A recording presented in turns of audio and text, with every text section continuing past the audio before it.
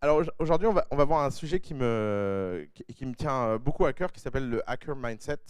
Pendant tout ce cours, en fait, hacker a deux sens. Hacker peut effectivement vouloir dire quelqu'un qui a à voir avec la sécurité informatique et qui va essayer de casser des codes informatiques.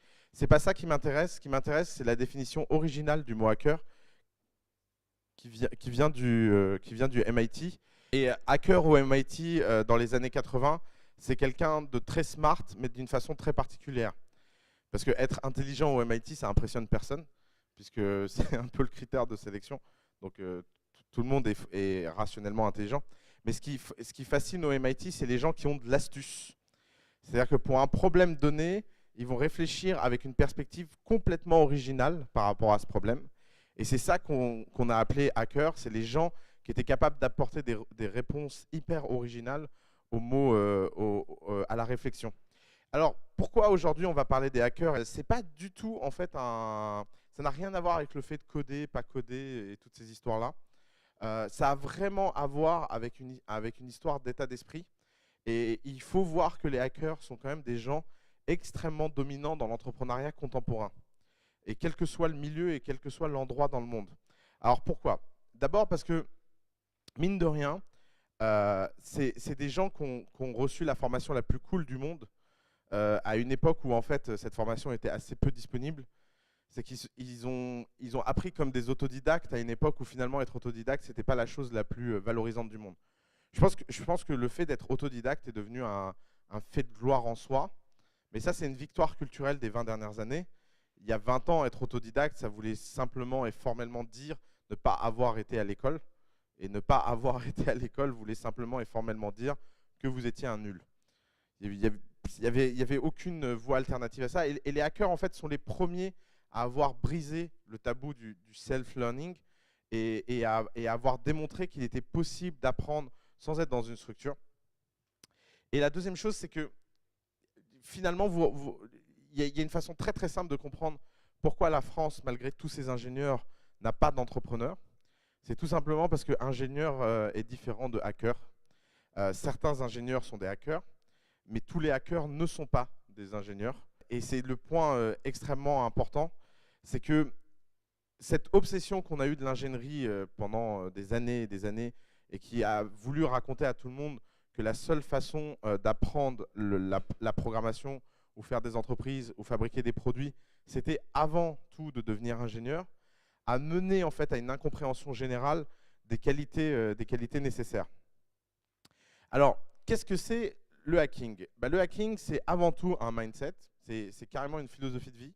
Il y a même un manifeste qui a été écrit qui s'appelle le Hacker Manifesto, qui a été écrit en 86, année de ma naissance d'ailleurs, qui a été écrit en 86 et qui démontre en fait les blocs de qu'est-ce que ça veut dire être un hacker et qu'est-ce que ça veut dire si on se reconnaît comme hacker. Donc, c'est avant d'être un mouvement technologique, c'est un mouvement culturel, c'est un mouvement culturel très profond et qui est appuyé sur un certain nombre de préceptes extrêmement fondamentaux.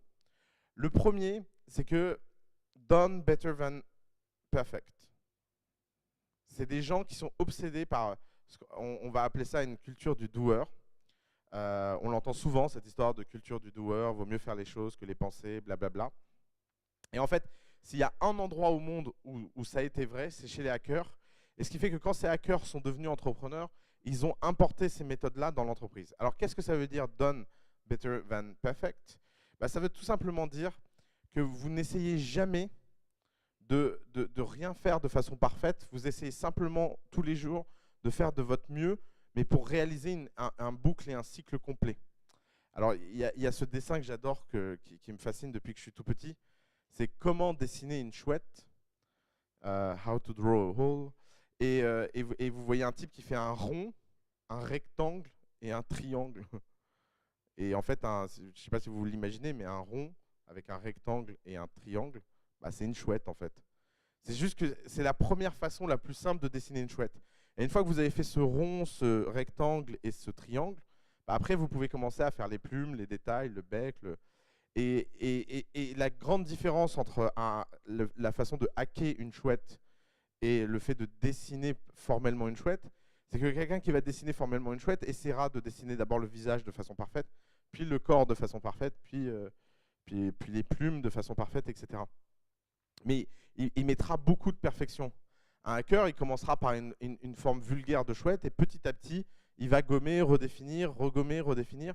Et donc, vous aurez 200 versions de la chouette, en fait.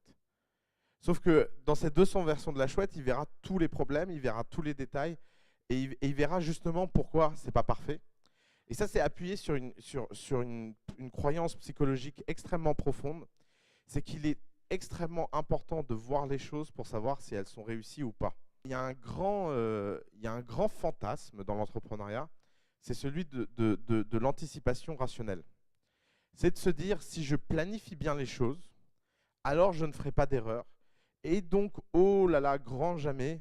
Et donc, rationnellement, puisque j'ai anticipé et puisque j'ai regardé les choses en détail, alors je ne ferai pas d'erreur. Et donc, comme je ne fais pas d'erreur, je n'aurai pas besoin de recommencer, puisque recommencer quelque chose est la plus grande forme d'inefficience sur Terre. Si je recommence quelque chose, c'est que je suis un nul. Et en fait, le hacker, c'est le retournement de ce mindset. C'est de se dire, si tu fais quelque chose en une fois, c'est forcément que tu l'as mal fait. Et en plus, si tu l'as mal fait, tu ne vas pas pouvoir voir pourquoi, parce que tu auras mis tellement d'efforts à le fabriquer, tu auras mis tellement de toi-même là-dedans, qu'il ne te restera rien en fait comme énergie pour recommencer. Et donc, c'est un point de psychologie de base. C'est beaucoup plus facile de jeter une journée de travail à la poubelle que de jeter 6 mois de travail à la poubelle. Et donc, ces fameuses itérations, c'est qu'il faut toujours être dans ce cycle où l'obsession est de livrer des choses. D'ailleurs, le deuxième motto du hacker, c'est le cheap it fast. Qu'est-ce que ça veut dire cheap it fast? Alors évidemment, c'est très lié à la programmation, mais ce n'est pas qu'un sujet de programmation, le hacker mindset. C'est l'idée qu'il faut absolument délivrer ce qu'on a décidé de faire le plus rapidement possible. Et donc, c'est le corollaire du premier. C'est le corollaire du « si je m'en fiche que ce soit parfait, alors je n'ai pas besoin de réfléchir sur à quelle vitesse je dois le faire. Il y a une seule bonne réponse à ça, c'est de le faire le plus rapidement possible. » Et alors, la dernière chose que ça implique, et c'est ce qu'on va appeler le triptyque de la culture hacker, c'est que forcément, si vous faites les choses de façon non parfaite, que vous les faites le plus rapidement possible, forcément, you will break things. Forcément, vous allez avoir des bugs. Forcément, il va y avoir des ratés. Forcément, vous allez casser des choses. Et forcément, vous allez vous retrouver dans une situation où il va falloir l'admettre et passer à la suite. Et c'est pour ça qu'en fait, la plupart des gens ont un problème avec le mindset hacker. C'est qu'ils ont terriblement peur de tomber dans cette situation qui est le ridicule. Et que des gens leur disent, mais en fait, c'est ça ton truc, ou c'est ça ton logiciel, ou tu vois bien que ça marche pas, ou machin. Et en fait, je pense que les hackers ont une chance incroyable culturellement. Et alors ça, c'est méchant, mais en fait, c'est vrai. C'est que comme ils ont tous été des nerds dans leur enfance, ils ont un niveau de réceptivité à la moquerie qui est infini. C'est plus rien les atteint. Algolia rentre de Y Combinator. Je leur dis, mais c'est quoi alors, qu'est-ce qu'il a de tellement spécial, Paul Graham? C'est super simple. Tu peux le critiquer devant lui, ça le touche même pas. Et ça fait. Apparemment, rien ne l'a jamais touché dans sa vie. Et ça, en fait, c'est un point nerd fondamental. C'est que forcément, quand vous avez été la victime à l'école, après, il n'y a plus rien qui vous touche, quoi. Et c'est ce qui rend, en fait, le hacker mindset tellement fort dans l'entrepreneuriat, et qui rend les hackers tellement compatibles pour devenir des entrepreneurs, c'est qu'ils n'ont absolument pas peur du ridicule. Ne l'oubliez jamais, la traversée entrepreneuriale est forcément un grand moment de solitude extrêmement ridicule. Je pense que la meilleure image pour se dire ça, c'est de se dire vous êtes sur un radeau pendant que tout le monde passe sur un yacht, et vous êtes libre sur votre radeau, ils sont tous prisonniers sur leur yacht, mais les autres sont sur un yacht quand même, il ne faut pas l'oublier. Et donc, quand vous êtes sur un radeau, vous passez forcément pour le nul de service. Maintenant, si le radeau passe de l'autre côté de la mer et que vous survivez, au moment où vous mettez le pied sur l'autre rive, vous devenez instantanément un héros, parce que vous avez traversé sur un radeau. Et si vous mourrez en mer, personne aura le moindre... tout le monde aura un sentiment de, mais de toute façon, il n'avait qu'à pas partir sur un radeau. Vous voyez le changement de perspective. C'est que être un héros, l'entrepreneuriat, on n'est pas un héros en étant entrepreneur. La seule façon d'atteindre le statut de héros dans l'entrepreneuriat, c'est de passer de l'autre côté de la rive. Et forcément, passer de l'autre côté de la rive, c'est une expérience extrêmement solitaire. Des hackers, il y en a eu bien avant la naissance de l'informatique. Et pour bien que vous compreniez très bien mon point aujourd'hui et que, encore une fois, je vais le répéter, ce n'est pas une histoire d'informatique. L'un des premiers grands hackers de l'histoire pour moi, il y en a deux, c'est Edison et Pasteur. Alors vous voyez, on est très très très loin avant l'informatique. Mais pourquoi Pasteur est l'un des, comme ça je vais prendre un français pour une fois, pourquoi Pasteur est l'un des premiers grands hackers de l'histoire? Alors je ne sais plus le chiffre exact, mais c'est quand même un type qui a fait des millions de versions de son vaccin, des dizaines de milliers à minima. Et pourquoi il a fait ça? Il a même cette citation, c'est pas, j'ai pas échoué 1 million de fois, c'est simplement qu'il m'a fallu 1 million de fois pour que ça marche. Et c'est une bonne perspective. Alors Pasteur, pourquoi c'est un hacker? C'est un hacker parce qu'il n'a pas de subvention. Il n'a pas de financement public massif. Personne ne croit à son histoire de vaccin. Et en plus, aucune data scientifique ne démontre que son intuition est bonne. Rien. La seule chose qu'il va faire, c'est recommencer, recommencer, recommencer, recommencer, jusqu'à trouver la bonne solution. Il n'a pas mis au point son vaccin de façon théorique en pensant dans son labo. Il n'a pas fait de philosophie in armchair, comme disent les Américains. Il ne s'est pas mis dans un fauteuil, fermé les yeux et réfléchi très fort. Il a fait quelque chose, c'est qu'il est l'un des premiers dans l'histoire à avoir fait de la biologie expérimentale et à avoir testé les choses par toute petite itération.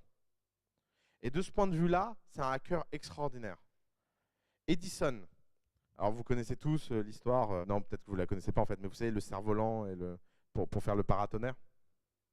Bon, alors, en fait Edison s'est dit que l'énergie en fait pouvait être attirée par un élément conducteur, et donc il a fait un cerf-volant pour attirer la foudre, et c'est comme ça qu'il a découvert que l'énergie était, qu'il y avait des éléments qui étaient conducteurs et d'autres non, et c'est ce qui va mener à la découverte de l'électricité. Et bah Edison, il est au fin fond d'une grange, sans aucun moyen et sans aucun... C'est pas quelqu'un qui a inventé l'électricité, parce que quelqu'un est venu le voir en lui disant voilà, je vais te donner 10 millions sur la table et tu vas mettre au point l'électricité. Il a mis l'électricité au point dans son garage. Bon, c'était pas un garage, c'était une grange. Mais vous voyez, l'idée est la même en fait. Et aujourd'hui, Edison a fondé General Electric, qui est l'une des plus grandes sociétés américaines. Alors, Edison, c'est toujours un cas un peu... Si vous tapez Edison dans Google, vous verrez, il y a des grandes controverses contre Tesla. Est-ce que c'est en fait, c'est pas Tesla qui a tout inventé et Edison, en fait, l'a niqué en chemin et a tout pris et a volé toutes les idées. Et en fait, c'était pas un hacker, mais c'était un salaud de costard. Peut-être, mais, mais dans ce cas-là, mon histoire s'applique à Tesla et en fait, c'est Tesla le hacker et tant pis pour Edison. Malheureusement, j'y étais pas et j'ai pas fait de recherche historique précise, donc je sais pas trop où ce débat se place. Mais le sujet fondamental, c'est que c'est des gens qui, à un moment de l'histoire, ont fait quelque chose de complètement dingue. C'est qu'ils ont montré qu'il était possible de mettre au point des choses très compliquées sans aucun moyen. Et en fait, c'est ça le sujet. Le sujet, c'est que vous avez besoin d'être convaincu en termes de mindset que vous allez pouvoir mettre au point des choses incroyables alors que vous n'avez pas de moyens. Et ça, c'est l'élément fondamental de la culture hacker. 80% d'entre vous dans cette pièce, vous êtes persuadés qu'il existe une équation linéaire entre les moyens et le résultat que vous allez produire. J'ai besoin d'argent pour réaliser des choses. Mais vous ne voyez pas qu'en fait, cette équation, elle est extrêmement fausse. L'histoire du cerf-volant. C'est Edison et ce n'est pas Benjamin Franklin. Benjamin Franklin a fait exactement la même expérience et c'est ce qu'on appelle des découvertes simultanées. Pas simultanées dans le temps, mais ce que je veux dire, c'est qu'il Successives, voilà. Ils ne se connaissaient pas et ils ont fait exactement la même expérience, sauf que Benjamin Franklin, après, il a été faire de la politique, et Edison, il a été faire du business. Donc, vous voyez, le même élément fondateur dans une vie peut mener à deux trajectoires très différentes. Revenons à notre sujet. Le point, c'est que vous n'avez pas besoin de moyens initiaux pour pouvoir réaliser vos rêves. Si vous avez le bon mindset, vous pouvez toujours trouver une solution, une astuce pour pouvoir réaliser ce que vous avez besoin pour passer à l'étape d'après. Et tout ça, en fait, n'a strictement rien à voir avec la programmation ou la technologie. Pourquoi la plupart des hackers ont émergé dans une culture de la programmation? Parce que la programmation, c'est la meilleure école pour faire ça et pour apprendre cet état d'esprit. Qu'est-ce que vous apprenez fondamentalement en apprenant à programmer? Vous apprenez que pour un problème donné, il n'existe pas une solution et une seule, mais il en existe une infinité.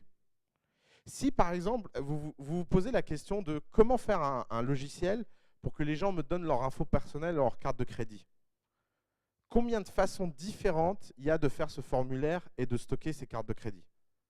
Il y en a une infinité. Vous pouvez le faire vous-même, vous pouvez utiliser l'API d'une banque, vous pouvez trouver des astuces, vous pouvez les stocker dans un fichier, vous pouvez les stocker dans une base de données, vous pouvez les stocker sur votre ordinateur, vous pouvez les écrire à la main. Vous pouvez les gens vous appellent et vous avez un cahier où vous notez ces informations-là. Puis vous avez un cahier bien rangé par ordre alphabétique avec des petites étiquettes. Tout ça, en fait, c'est la même chose. C'est juste que la programmation a formé beaucoup de gens à raisonner de cette façon-là et a fait que ensuite ces gens-là ont eu ce type de raisonnement-là dans tout ce qu'ils ont fait dans leur vie, sans exception. Et en fait, je ne sais pas qui a vu How I Met Your Mother, mais j'appelle ça, je pense que l'un des plus grands hackers de l'histoire est Barney. C'est évident, puisqu'il a ce point fondamental, le challenge accepted. Alors pour tous ceux qui n'ont pas vu cette série débile, il y a un personnage relativement matamore dans How I Met Your Mother. Et à chaque fois que quelqu'un lui donne un défi, il prend une posture très particulière et dit challenge accepted. Et en fait, c'est exactement ça le mindset hacker. C'est de se dire, ok, il y a quelque chose qui semble complètement improbable, et ben je vais me mettre en tête d'être persuadé de pouvoir le réaliser.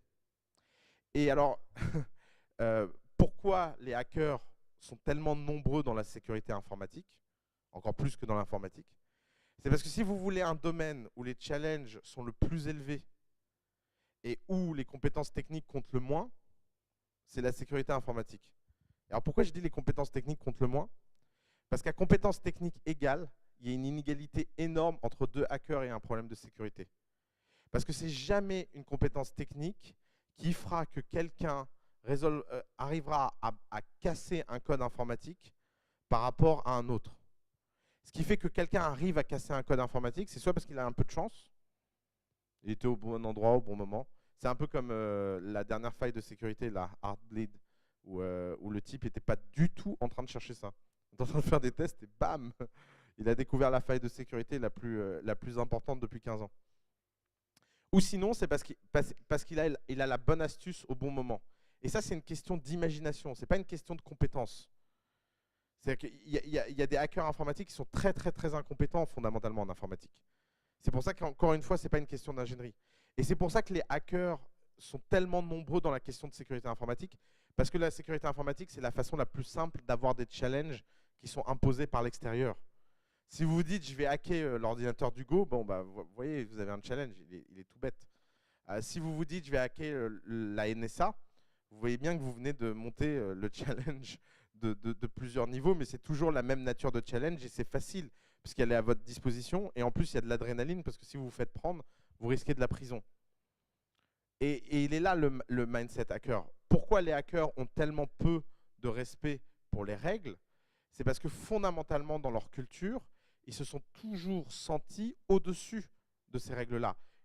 Si vous pensez que l'information doit être libre, si vous pensez que c'est bien de copier des choses, que tout ça, en fait, devrait être un grand partage anarchique d'informations, bah, quelqu'un qui va protéger des données en les mettant derrière, par exemple, les vidéos ou la musique, derrière des protections, et bah, tout simplement, en fait, il va être dans la situation où il aura un challenge évident et la règle n'est pas importante. Et donc ce rapport règle-challenge est extrêmement important dans le mindset hacker. Alors la deuxième chose, vous connaissez cette histoire de think out of the box? Vous savez que tous les consultants en innovation prennent, ils disent voilà, il y a une boîte et puis il faut penser en dehors de la boîte. Alors moi je préfère la version hacker de think out of the box, qui est blew away the box.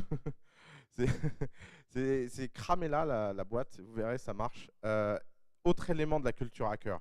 La culture hacker est forcément, et elle n'est pas dans la, comment dire, elle n'est pas dans la galvanisation et la glorification du système. Quand vous dites think out of the box, finalement vous respectez le système. Puisque vous dites la boîte, elle est très bien, elle a sa place dans l'univers. Il suffit simplement de sortir de la boîte pour avoir une perspective nouvelle sur la boîte. Mais la boîte reste l'élément central de votre raisonnement. Si vous dites I'm thinking out of the box, en fait, vous dites I'm thinking respectfully out of the box. Si vous vous dites blow away the box, vous êtes dans la boîte, franchement, la boîte énerve, on la crame, on sort de la boîte, il n'y a plus de boîte. Et maintenant, on est dans un champ libre de pensée. Vous voyez que tout simplement, vous venez de faire en fait un shift culturel et un shift de pensée qui a un impact extrêmement fort. Prenons des exemples. Parce que maintenant, vous allez voir à quel point tout ça, c'est concret.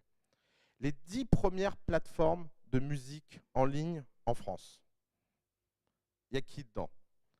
Bah, il y a des enfants de producteurs qui se disent « Papa va m'ouvrir des portes ». Il y a des mecs qui ont des cousins producteurs qui se disent « Mon cousin va m'ouvrir des portes ».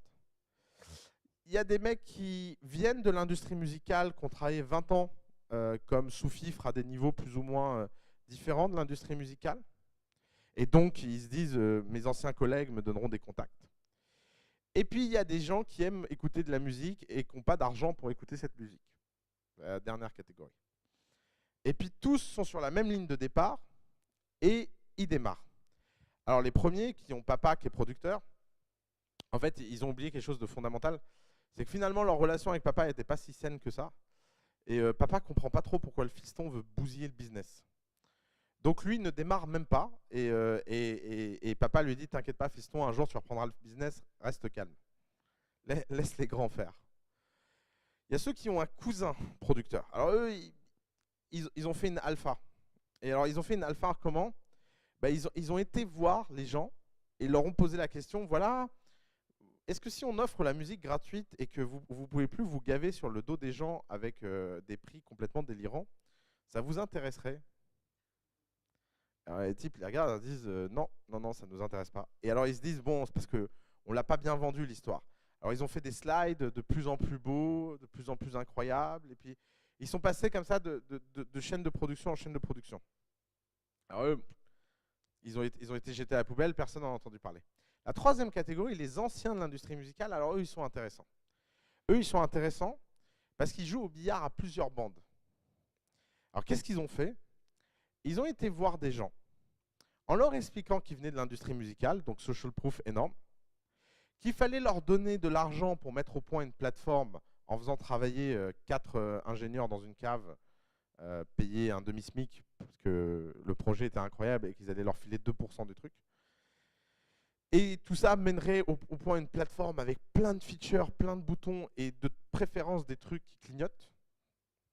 Et que quand ils auraient tout ça, ils pourraient aller voir leurs copains de l'industrie musicale, et leurs copains de l'industrie musicale seraient tellement impressionnés qu'ils leur donneraient tous les droits pour pouvoir vendre la musique en ligne. Vous voyez, le billard a plusieurs bandes, quoi. Il y a un raisonnement de on va demander à un acteur de retourner un acteur pour obtenir d'un acteur. Et alors ces gens-là, ils ont levé beaucoup d'argent. Parce que comme l'étape numéro 1, c'est de convaincre quelqu'un des 3 bandes et que ça a l'air super smart et qu'en fait, la plupart des gens qui avaient de l'argent à l'époque ne comprenaient pas trop comment se faisait une startup, et ben, ils leur ont donné beaucoup d'argent. Puis à côté de ça, et ben, il y a les pirates. Alors les pirates, ils font quoi? Ben, ils font un site pour leurs copains pour partager de la musique. Et puis en fait, ils disent à leurs copains, surtout, tu l'envoies à personne. Je dis, ouais, t'inquiète. Puis le lendemain, ils l'ont partagé à 10 potes. Et en leur disant surtout, bon, attends, je l'ai partagé avec toi, mais surtout, tu le dis à personne. Et puis en fait, le site finit avec 100 000 personnes. Et puis tout le monde adore parce que c'est vachement bien foutu. Et là, les mecs reçoivent une lettre. Et en fait, Hacker Mindset, ils ignorent la lettre. Et puis là, ils montent à 1 million d'utilisateurs. Et à ce moment-là, en fait, quand ils sont sur cette courbe incroyable de croissance, il y a les types d'en face qui rigolent, qui ont plein d'argent et qui disent « Ha ha ha !» Moi, quand je vais sortir mes connexions, vous allez voir ce que vous allez voir. Ces types-là sont des amateurs, je vais les sortir du marché, je vais les trucs. Et puis, en fait, ce qui se passe, c'est que vous n'allez jamais contre vos utilisateurs. Et puis un jour, en fait, les types se disent de l'autre côté, mais en fait, c'est ça qu'on appelle un business. En fait, on a des clients, on a du recurring. Il paraît qu'il y a même des gens qui pensent que ça vaut de l'argent. Bon, bah, on va aller chercher de l'argent. Et quand vous allez chercher de l'argent et que vous avez déjà des millions d'utilisateurs, en fait, ça se passe beaucoup mieux pour vous. Parce que d'un seul coup, en fait, c'est des gens très compétents qui vous donnent de l'argent. Plus des types qui ont des copains, qui connaissent des copains. Et en fait, l'industrie s'est complètement retournée. Et si vous regardez aujourd'hui les 3 plus grosses plateformes de musique en ligne qui ont marché, les 3 ont commencé en piratant. Les 3. Il n'y en a pas une seule qui a commencé en jouant avec les règles, c'est-à-dire en allant voir les gens et en passant des accords, et qui a réussi. Pas une. Et alors, ça c'est dans la musique, mais appliquez ça à tous les domaines du monde. Demander la permission pour pouvoir faire des choses, c'est la meilleure façon pour ne jamais rien faire. Parce que c'est quoi le corollaire de ça? Le corollaire de ça, c'est Napster. Parce que là, vous pouvez me dire, oui, mais attends, Napster, t'es mignon, mais ils ont fait le hacker mindset et ils ont fini en faillite et avec des lawsuits qui les ont ruinés pour 10 ans. Effectivement, je n'ai pas dit que le hacker mindset menait forcément à la réussite. J'ai dit quelque chose de plus subtil. C'est que le seul espoir de réussir, c'était de passer par là. Parce qu'à l'inverse, tous ceux qui ont joué dans les règles, ils ont tous échoué. Mais tous ceux qui n'ont pas joué dans les règles n'ont pas tous échoué. Mais ça ne veut pas dire qu'il n'y a pas un problème de timing, il n'y a pas un problème de machin. D'ailleurs, Spotify aurait jamais été possible si Napster n'était pas passé par là. Parce que Napster les a tellement traumatisés, ils ont dépensé tellement d'argent pour le tuer, que quand il y en a 10 autres qui sont venus, les mecs ont dit ouais ok, on jette l'éponge. Allez, par ici l'accord de droit. Et en fait, c'est ça le sujet. Le sujet, c'est que fondamentalement, toute création d'entreprise est un conflit. Vous avez forcément un moment ou un autre un conflit avec quelqu'un. Si vous ne gênez personne, c'est que ce que vous faites n'a aucun sens. Si vous avez personne qui se dit « Ouh là là là, c'est une menace ce que je suis en train de faire », c'est que fondamentalement, vous avez un problème. C'est-à-dire que ce que vous faites n'est pas assez ambitieux ou pas assez important. Et donc, en quoi l'esprit hacker peut être d'une grande utilité de ce point de vue-là? C'est que tout simplement, blow away the box, break things, ship it fast, tout ça, en fait, ça vous met dans une situation où vous avez le bon rythme pour pouvoir avancer avec la bonne vitesse pour ne pas être empêché par qui que ce soit. Pourquoi les hackers sont tellement dominants dans le business? C'est pas parce qu'ils savent programmer. Si tous les gens qui savaient programmer étaient hackers, alors on serait dirigé par les ingénieurs. Mais si les hackers sont tellement dominants dans l'entrepreneuriat, c'est parce qu'ils ont la bonne attitude mentale pour gagner la bataille. Pourquoi? Parce que ce n'est pas des gens qui essaient de gagner la guerre. Ils gagnent des batailles. Et alors, petit cours de Sun Tzu. Dans le Hacker Manifesto, Sun Tzu est cité en long, en large et en travers. Je ne sais pas pourquoi, le mec... Mais il y a une phrase qui m'a marqué, c'est le grand guerrier ne cherche jamais à gagner la guerre, il se contente de gagner toutes les batailles. Et alors, c'est hyper profond, parce que ça résume fondamentalement l'erreur que font tous les entrepreneurs. Tous les entrepreneurs qui démarrent la première fois, ils essaient de gagner la guerre. Et d'ailleurs, pour gagner cette guerre-là, ils sont même prêts à perdre des batailles. Et ça, c'est terrible. C'est l'inverse qu'il faut faire. Il faut mener toutes les batailles, les unes après les autres, et être persuadé de ne jamais en perdre une. Et parce que si vous n'en perdez jamais une, vous passerez toujours à la bataille d'après avec encore plus de force. C'est un peu comme si là on jouait à un jeu qui était de se dire on va diviser la salle en deux. D'ailleurs non, même pas, c'est encore plus drôle comme jeu. On va pas diviser la salle en deux. Le but du jeu, c'est de fabriquer la plus grosse armée le plus rapidement possible pour écraser tous les autres. Alors vous avez deux façons de fabriquer l'armée. La façon numéro 1, c'est que vous pouvez aller convaincre les gens de rejoindre votre armée. S'il y a de la conviction, il y a de la perte de légitimité, les gens vont se dire mais pourquoi il fait ça, etc. Et pourquoi ce serait lui, pas moi le chef, et tous les problèmes qu'il y a dans la fondation d'une boîte. C'est-à-dire que comme vous ne délivrez pas et que vous n'avez pas de légitimité par l'action, les gens se disent « Oh là là, mais pourquoi je lui ferais confiance à lui ?» Alors il y a une deuxième méthode, c'est vous casser la figure de quelqu'un, et avant qu'il soit vraiment très mal, tu lui dis « Bon, j'arrête si tu rejoins mon armée. » Puis après, à 2, vous allez casser la figure d'un troisième, puis à 3, vous allez casser la figure d'un quatrième, et en fait, vous avez gagné une légitimité par l'action. Alors évidemment, je ne veux que personne casse la figure de personne, c'est métaphorique tout ça. Mais le sujet, c'est que vous êtes en situation d'avoir gagné des batailles et donc d'avoir gagné de la légitimité. Et c'est peut-être au 4e ou 5e personne que les gens ne discuteront même plus parce qu'ils se diront « Oh putain, ils sont tellement acharnés que je vais aller dans leur groupe. Je n'ai même pas besoin de me faire casser la figure avant d'aller dans leur groupe. » Et c'est ça, en fait, la chose la plus dure à comprendre. C'est comment ne pas mener une guerre, mais pick the right battle. Comment vous faites pour savoir que le premier combat que vous allez mener est le bon combat? Parce que c'est ça, en fait. Quelle est l'erreur fondamentale que font la plupart des entrepreneurs? C'est pas de faire quelque chose, c'est de faire la mauvaise. Et comment savoir si quelque chose est important ou pas? Fondamentalement, la chose que vous devez retenir et la chose que vous devez vous poser, c'est est-ce que ce que je suis en train de faire va me faire changer de statut de légitimité ou pas? Et parce que quand je change de statut de légitimité, alors la perception que les gens ont de moi change. Et si la perception que les gens ont de moi change, alors je vais changer de dimension. Et ça, c'est la chose la plus difficile à comprendre. Il y a eu les 5 ans d'Urban Linker ici. Et j'ai demandé à... Donc Urban Linker, c'est une agence de recrutement qui a été fondée par un garçon qui s'appelle Jonathan Azoulay. J'ai demandé à Jonathan, alors c'est quoi la meilleure décision que tu aies prise de ta vie? Et il m'a dit, c'est de louer un bureau dont je n'avais pas les moyens. Parce que tout début d'Urban Linker, il y avait ce bureau qui s'était libéré et ce n'était pas du tout à notre échelle. On était 3 employés et ça faisait 300 mètres carrés. Mais je l'ai pris quand même parce que je me suis dit, oh, bah, je trouverais bien des gens à qui le sous-louer. Et comme ça, si je grossis, bah, j'aurai de la place.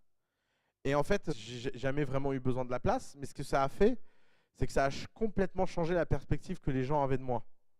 Parce que les gens qui rentraient dans ce bureau se disaient « Ah, c'est incroyable, il a un grand bureau, c'est qu'il doit déjà être super successful. Ah ben, je veux travailler avec lui. » Et il me dit « C'est super triste de se dire que la plus belle chose que j'ai faite de ma vie, c'est une mauvaise décision financière. » Mais en fait, cette mauvaise décision financière a été la meilleure décision entrepreneuriale. Elle est où la distance entre une décision entrepreneuriale et une distance de gestion? C'est qu'une décision de gestion essaye d'optimiser votre survie sur le long terme. Quand vous prenez une bonne décision de gestion, de ne pas dépenser quelque chose, d'économiser quelque chose, etc., vous prenez en fait la décision d'augmenter votre vie sur le long terme. Pourquoi? Parce qu'une société, c'est juste le montant de ses gains et de ses dépenses mensuelles. Si vous dépensez moins, bah, vous avez moins besoin de gagner. Et si vous avez moins besoin de gagner, bah, vous avez plus de probabilité de pouvoir le gagner et donc votre vie augmente. Mais il y a un problème dans ce raisonnement, c'est que la seule façon de gagner, c'est de prendre les bonnes décisions de dépenses et de monter à la bonne échelle au bon rythme. Et c'est en ça, en fait, que mener des batailles, c'est un problème très compliqué. Et s'être entraîné dans un sujet comme le hacking avant peut énormément aider. Mais parce que même si vous ne faites pas quelque chose d'informatique, même si vous n'en avez rien à faire de la technologie, le seul sujet, en fait, c'est d'apprendre la bonne façon de penser face aux problèmes. Vous verrez, si vous apprenez à programmer, vous verrez qu'en fait, soit vous apprenez à programmer de la pire façon qui soit, c'est-à-dire que vous apprenez les principes théoriques et vous les descendez, vous faites ce qu'on appelle computer science, et en fait, vous apprenez une science. Soit en fait, vous comprenez rien à ce que vous faites, mais ça marche. Et quand on ne comprend rien à ce qu'on fait et que ça marche, alors là, on est un hacker. Et là, en fait, on commence à comprendre en fait et à être confortable sur quelque chose qui vous aide à passer à l'étape d'après et qui vous fait admettre que finalement, il n'y a pas besoin de comprendre tous les détails pour continuer à construire. D'ailleurs, au passage, vous êtes jamais demandé, par exemple, vous utilisez tous Dropbox, vous êtes jamais demandé pourquoi dans Dropbox, on ne pouvait pas sous-partager un dossier qui avait déjà été partagé. Je ne sais pas si vous avez déjà eu ce problème, mais nous, on l'a tout le temps. C'est que vous ne pouvez pas, si vous partagez un sous-dossier, le dossier au-dessus n'est pas partageable. Et alors, c'est un truc qui me gonfle et je ne comprends pas qu'une boîte qui a autant d'argent n'ait pas en fait résolu ce problème qui semble quand même assez idiot.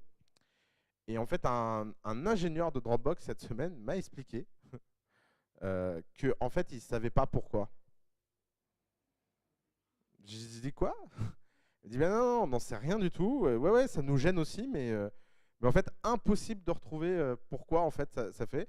Et comme à chaque fois qu'on essaie de le faire, ça crée des bugs qui sont trop critiques, pour l'instant, les gens trouvent un hack eux-mêmes, ils créent des dossiers ailleurs et puis ils départagent et repartagent. Et on le voit bien nos utilisateurs passer des heures à faire ça, mais bon, qu'est-ce qu'on peut faire? Et je me suis rendu compte qu'en fait, Dropbox, par exemple, c'est l'archétype type de la boîte fabriquée par des hackers. Tous les ingénieurs, j'ai des amis qui ont fait leaks et qui sont partis à Dropbox, ils ont eu des sueurs froides. Ils se sont dit, mais il n'y a pas de process, il n'y a aucune méthode, il n'y a pas de doc.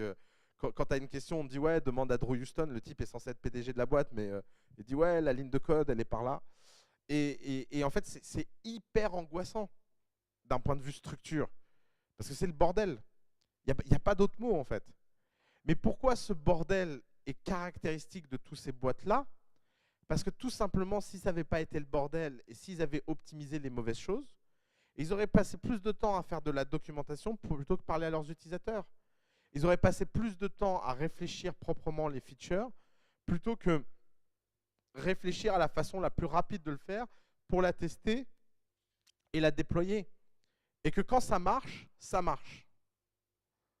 Et ça, c'est un autre point, c'est never fix something that works. C'est tant que ça marche, bon, bah, on continue.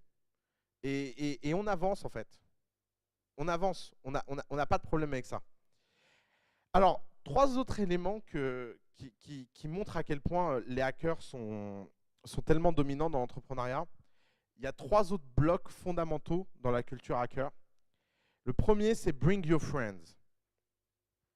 Je ne sais pas comment l'expliquer, mais en 98, sur Internet, il y avait très peu de gens. Très peu de gens. Et Internet était un sujet très facile. Par exemple, l'un des premiers sites Internet que j'ai fait est sur Diablo 2. C'était un jeu vidéo. Et c'était tous les trucs et astuces et comment... alors, j'avais un truc que j'adorais faire quand j'étais gosse. C'était ouvrir les jeux en hexadécimal. Alors là, je vais vous parler chinois, mais en fait, un fichier binaire en fait, a une représentation hexadécimale, en base 16 exactement. C'est pour ça que ça s'appelle hexadécimal. Et c'est plus facile à lire que du binaire, tout simplement en fait. C'est la façon la plus simple de se le représenter. Et en fait, quand vous regardez un fichier en hexadécimal, si vous êtes suffisamment patient, vous pouvez voir qu'à un moment, il y a des problèmes de combinaison. Et simplement en changeant des lettres au hasard et en testant ce que ça fait, bah, des fois, vous aviez des bonus qui se libéraient, genre vie infinie. Alors vous trouviez, c'est un peu comme de la génétique, vous finissiez par trouver la séquence qui code par exemple la vie, et puis vous disiez ouais mon personnage, bah, tiens je vais essayer cette séquence, et boum, alors soit il était tout le temps mort et le jeu ne démarrait plus, ça marche, ça arrive aussi, soit en fait vous aviez de la vie infinie. Et donc ce site internet collectait l'ensemble des hacks hexadécimales que j'avais trouvés et je les partageais avec des gens. Faites ça aujourd'hui, vous avez 13-14 ans, vous faites ça aujourd'hui, bah, vous êtes seul. D'ici que quelqu'un sur Internet le trouve, en fait, c'est assez dur. Et c'est ce qui est drôle, c'est que ça n'a jamais été aussi facile de disperser de l'information de très haute qualité sur l'Internet. J'arrête pas de vous le dire. La distribution est devenue une commodité. Gangnam Style, c'est 1,6 milliard de vues très rapidement. Mais à l'inverse, diffuser de l'information sans aucune utilité, ça, c'est devenu très dur. Et alors, pourquoi c'est très différent à l'époque? Parce qu'à l'époque, mon site, il était, quand vous tapiez Diablo dans Yahoo, il y avait 3 sites qui sortaient. Il y avait le mien et 2 autres qui d'ailleurs ont été faits par des gens que je connais maintenant. Parce que comme je les ai vus sur Yahoo, bah, qu'est-ce que j'ai fait? Je leur ai écrit un email et on a parlé sur ICQ et on parlait tout le temps sur ICQ. Puis on a même essayé de faire un site ensemble après. Et ça c'était l'Internet des débuts. L'Internet des débuts, c'est 300 000 ou 400 000 personnes dans le monde, 20 millions en 98. C'est rien du tout, c'est une toute petite communauté. Et c'est une toute petite communauté qui, de toute façon, fréquente très très très peu de sites et très très très peu d'outils. Donc tout le monde est proche de tout le monde. Aujourd'hui, vous avez tout le monde sur Internet, donc c'est la même chose que dans la société. Passer des gens que vous connaissez aux gens que vous ne connaissez pas, ça a à peu près la même difficulté, même si c'est en ligne et que c'est facilité. Et en fait, le Bring Your Friends vient de là. Il vient que c'était très très facile au début de l'Internet d'amener les gens à faire des choses ensemble. Et ça a créé en fait des communautés qui jusqu'à présent sont toujours présentes. Je me rendais compte la dernière fois que la maison du Bitcoin à Paris, elle avait été créée par des gens que je voyais sur ICQ il y a 15 ans et j'avais même pas fait le lien en fait. Et c'est aussi ça en fait. Alors oui, pardon, ICQ c'était MSN avant MSN, c'est pour ceux qui n'ont pas connu. C'était un petit logiciel de chat qui était incroyable. Et il avait des petits bruits qui étaient très très symptomatiques. Dès qu'il y avait un petit bruit, vous couriez à l'ordinateur. C'était vraiment la belle époque. Bring your friends, ça veut dire que très facilement, tu trouves des gens pour faire des choses avec toi. Et ces gens-là amènent leurs amis et très très vite, les communautés se créent de façon organique. C'est-à-dire en fait, par exemple, dans The Family, j'ai deux types d'entrepreneurs. Je vais le formuler autrement. Dans The Family, j'ai deux types d'entrepreneurs. Il y a ceux qui viennent me voir et qui me disent, voilà, je cherche à trouver un associé, j'ai beaucoup de mal. C'est dur, je ne sais pas comment rencontrer des gens, c'est compliqué, je ne sais pas comment faire confiance, machin. Puis à côté de ça, vous avez les entrepreneurs qui viennent et vous expliquent, oui, alors je cherchais un CTO sur tel sujet, j'ai été sur tous les forums de CTO sur le sujet, j'ai posté un message, j'en ai trouvé un à Nantes, j'ai pris le train, j'ai été lui parler, on a bien accroché, on a passé 6 heures dans un café, le soir je lui ai proposé 40% de ma boîte. C'est quoi la différence entre les deux? Est-ce que les autres il y avait moins de gens disponibles et il y avait moins de trucs? Non, c'est juste que l'autre se dit, quelqu'un qui est sur un forum, je ne le connais pas. Quelle est la caractéristique numéro 1 de ces gens-là? C'est qu'ils ont un hacker mindset et qu'ils cherchent ce que le type dit sur un forum et qui partent de l'hypothèse que ce que le type dit sur un forum représente qui il est et donc je n'ai pas besoin de plus le connaître pour lui faire confiance.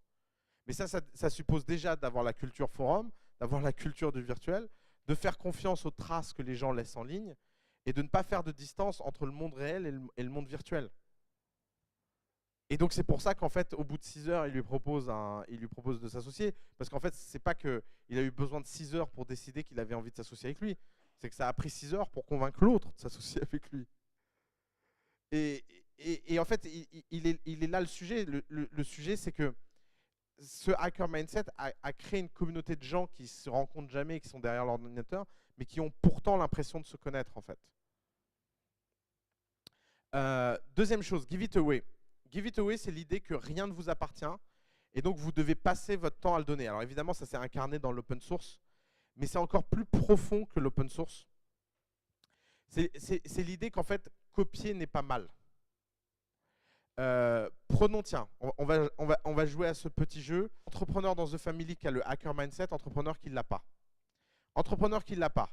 Ouais, alors on développe une app et cette app, elle doit faire la fonction A. Et cette fonction A, ça fait des mois qu'on réfléchit dessus. Et là, on a fait quelques maquettes et voilà les résultats qu'on a. Ça, c'est le non-hacker mindset. Maintenant, le hacker mindset. Alors, on a besoin de faire A, et on s'est dit, tiens, c'est marrant, qui fait le mieux A au monde? Les gens qui font le mieux A au monde, dans un autre contexte, c'est les gens qui ont développé alpha et bêta. On a été voir comment ils l'ont fait, on l'a copié, on a pris la synthèse des deux, on l'a implémenté dans notre app. On a fait ça en 2 jours, et au bout de 2 jours, les utilisateurs nous ont dit, oui, mais le contexte, il est différent, parce qu'en fait, votre A dans alpha, ça marchait, mais là, dans theta, ça ne marche plus. Et donc, il faudrait plutôt le changer comme ça. Et donc, en 1 semaine, c'était au point. Et là, on a 10 000 utilisateurs et on passe à la fonction B. Pendant ce temps-là, l'équipe haute. Ouais, alors on comprend pas. Il n'y a personne sur notre truc là. Alors on s'est dit en fait, c'est parce qu'on n'a pas de marketing. Et donc on devrait peut-être faire un peu de com. On devrait peut-être faire un truc comme ça. Tu connais une bonne agence de PR? Pendant ce temps-là, de l'autre côté.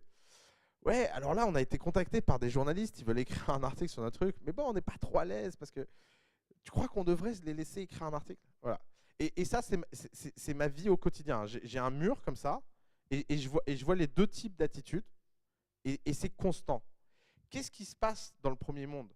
Bah, dans le premier monde, c'est des gens qui pensent. Alors, il y a la bonne version et la mauvaise version. La bonne version, c'est qu'ils sont tellement respectueux du travail des autres qu'ils n'ont pas envie de le piquer.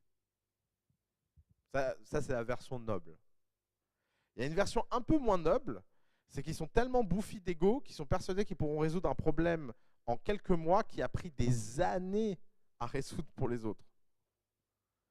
Et en fait, il est là, le point, le sujet, tout ça, c'est que,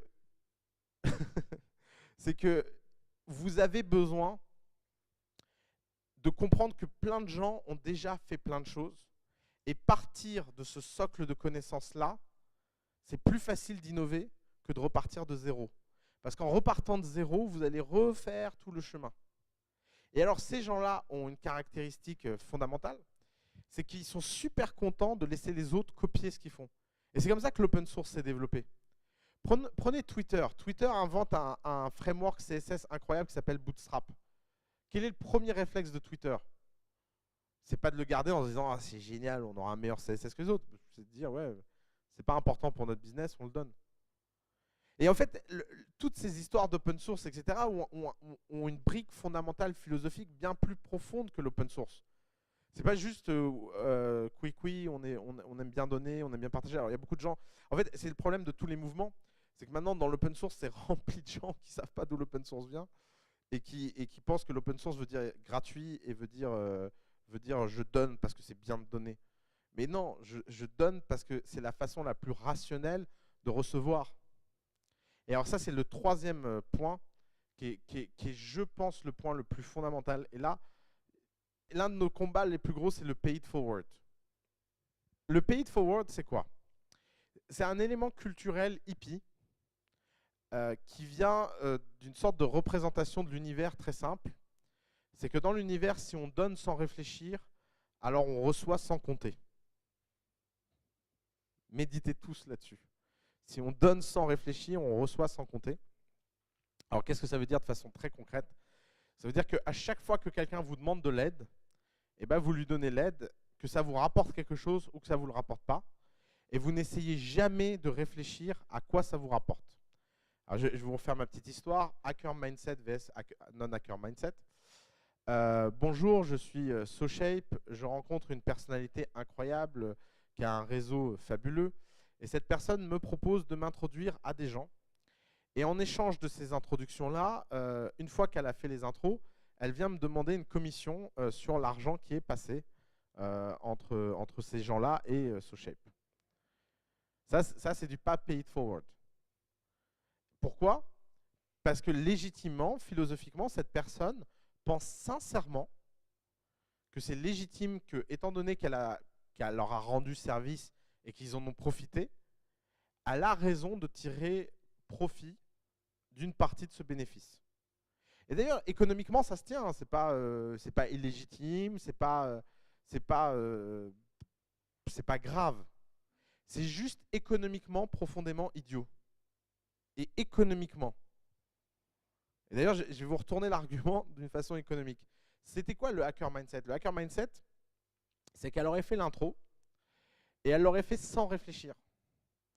Et résultat, elle aurait créé une dette virtuelle psychologique auprès des types de SoShape qui se seraient dit, putain, cette nana, elle nous a quand même aidé à un moment difficile. Et à un moment ou un autre, ils auraient renvoyé l'ascenseur. Forcément, mécaniquement. Et faites ça à l'échelle. Donc mettez ça puissance 10, puissance 99, puissance 1000. Et vous verrez l'impact que ça a. Là, ce qui s'est passé, c'est que SoShape, ils ont payé la com, ils n'ont pas cherché. Mais plus jamais ils l'appelleront. Parce qu'ils considèrent qu'ils ont payé le service. Donc le graphe, en fait, il est cassé. Et donc pour un gain de court terme, elle vient en fait de supprimer un gain de très très très long terme extraordinaire. Pay it forward, c'est l'idée qu'économiquement, le long terme vaut toujours plus que le court terme. Parce qu'à long terme, les choses s'accumulent. Et que donc, vous avez un intérêt fondamental à toujours aider les gens autour de vous sans réfléchir. Par exemple, un des pay it forward qu'on fait, c'est qu'on ne reçoit pas que les entrepreneurs de The Family. Et Dieu sait que ça me coûte. Et Dieu sait que ça me coûte en temps, en air, en morale, en tout ça. Mais le sujet, il est ailleurs. Le sujet, c'est que peut-être qu'un jour, ils deviendront des entrepreneurs de The Family, peut-être qu'un jour, ils feront autre chose. Et puis d'ailleurs, même si ce n'est pas le cas, on n'en attend rien, parce que la seule chose qu'on essaie de créer, c'est un mouvement positif en faveur de l'entrepreneuriat. Donc forcément, il faut payer ce coût. Et en fait, payer ce coût participe à notre gain. C'est profondément et intrinsèquement corrélé. Et donc, le pay it forward, c'est cette culture qui veut que si vous allez dans la vallée et que vous rencontrez n'importe qui, vous verrez que n'importe qui vous aidera. Et ça, c'est incroyable de voir ça à l'échelle d'une ville. Toute personne qui va dans la Silicon Valley revient complètement surpris de l'attitude générale des gens. Mais cette attitude générale des gens, elle provient de quelque chose, d'un mécanisme très rationnel en fait. C'est que comme toute l'économie repose sur le fait que tout est fluide, forcément s'il y a le moindre agent qui grippe dans la machine, il est rejeté immédiatement par la machine. Et qu'est-ce qui se passe? Est-ce que ça veut dire qu'il y a des gens qui ne sont pas paid forward dans la vallée? Bien sûr que oui, ça veut dire qu'il y a des gens qui ne sont pas paid forward. Mais qu'est-ce qui arrive aux gens qui ne sont pas paid forward? Ils ne réussissent pas. Parce qu'en n'étant pas paid forward, ils ne rentrent pas dans la machine, et n'en rentrant pas dans la machine, ils n'arrivent pas à créer de valeur. Et la machine est devenue tellement grosse qu'elle est culturellement homogène. À Paris, ce n'est pas vrai. À Paris, si vous êtes paid forward, vous pouvez vous sentir très longtemps très seul. Vous pouvez donner et donner et donner, et tu donnes et tu donnes et tu donnes, et puis il n'y a rien. Ça fait un peu début de sketch. Et en fait, c'est pas très grave.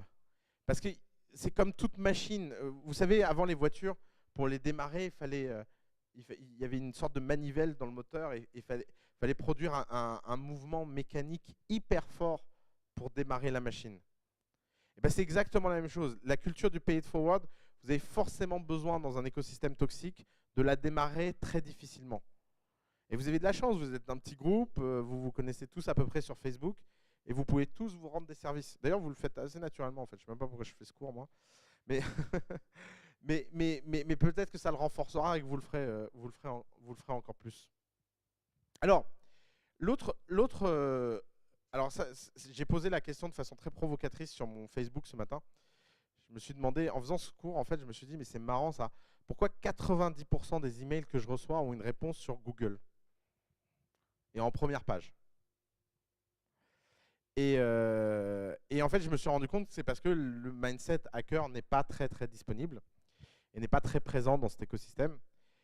La règle numéro 1 d'un hacker, c'est qu'on ne pose une question que si on n'a pas trouvé la réponse soi-même. Et le fait d'apprendre par soi-même tous les jours et de tous les jours monter son savoir personnel, c'est quelque chose de fondamental. C'est quoi le monde d'hier comparé au monde d'aujourd'hui? Le monde d'hier, c'est que l'information était faiblement disponible. Vous n'aviez pas de moteur de recherche. Aujourd'hui, vous pouvez poser n'importe quelle question dans Google et avoir une réponse. Ce qui veut dire que là, dans cette pièce, même la personne la moins informée, la moins talentueuse, la moins tout ce que vous voulez, est infiniment plus en avance que la personne la plus talentueuse et la plus informée d'il y a 30 ans. C'est mécanique. Il y a 30 ans, il y a des types qui pouvaient se la péter parce qu'ils connaissaient des informations par cœur. C'était les singes savants. Ils savaient tout sur tout. Maintenant, n'importe qui a un iPhone dans sa poche n'a plus besoin de ça. Posez n'importe quelle question et vous avez à peu près une réponse. Et en plus, c'est que le début. Mais est-ce que la mentalité des gens vis-à-vis de ça a changé? Non. Parce que c'est quoi le problème de l'Internet? Le problème de l'Internet, c'est que pour trouver l'information, il faut savoir recouper l'information. Le problème de l'Internet, c'est que quand vous lisez quelque chose, ce n'est pas forcément vrai. Et donc, vous devez apprendre à croiser les choses, vous devez apprendre à obtenir des infos de plusieurs sources différentes. Et obtenir des infos de plusieurs sources différentes, ça demande de l'effort. Et cet effort, en fait, la plupart des gens préfèrent ne pas le faire et se dire, bon, je vais demander à une autorité de confiance, comme ça, j'aurai la réponse. Et à nouveau, vous avez fait un raisonnement de court terme contre un raisonnement de long terme. Parce que même si à court terme, passer par votre autorité de référence, et je suis flatté que ce soit moi, même si à court terme, vous passez par une autorité de référence, ça vous apporte un gain qui est que vous avez gagné du temps, à long terme, votre perte, c'est de ne pas savoir développer cette capacité sur les sujets où les autorités de référence n'y connaissent rien. Et le sujet numéro 1, c'est l'innovation.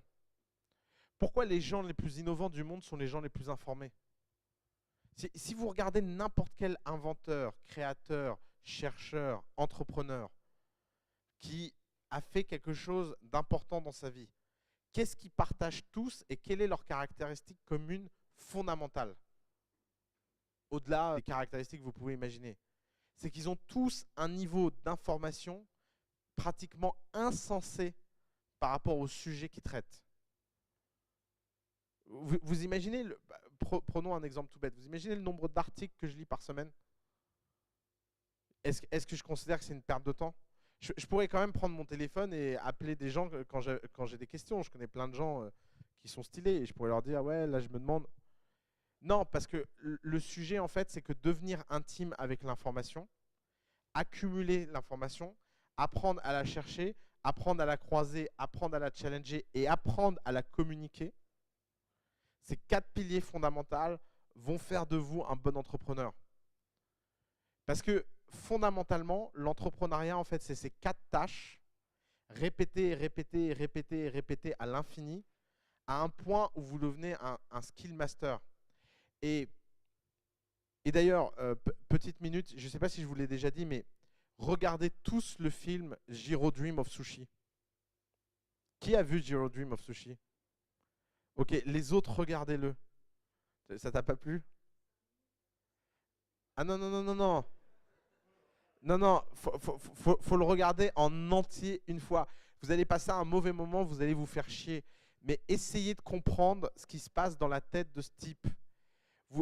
Regardez, vous êtes un grand maître sushi.